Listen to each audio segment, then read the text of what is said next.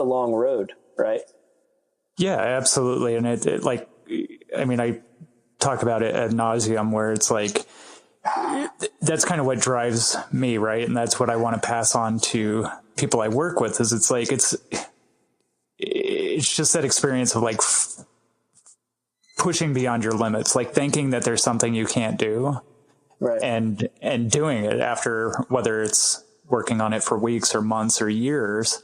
It's just such a crazy experience. You know, like today you can be absolutely 100% sure that you'll never be able to do something.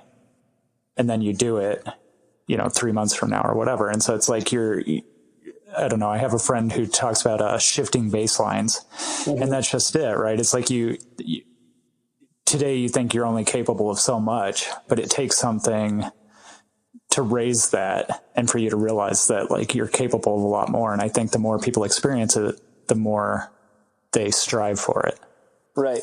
That's one of the most exciting things that happens for me working with athletes is that when we have conversations or the athlete is able to reflect back on a time when their baseline was so much lower than their new baseline, right? Or their new comfortable is, twice as fast or twice as more power or, whatever it is as their old top end effort, right? So seeing that like progression and being like, oh, this is the new baseline, right? To your point. Like, I think you nailed it. That's one of the greatest things that can happen as an athlete and as a coach, is to see that happen both in your athletic endeavors, but, as a coach, when you're very emotionally invested in the outcome and the success of an athlete, that's also, I think, one of the greatest things that can happen. Like when when we realize that new baseline,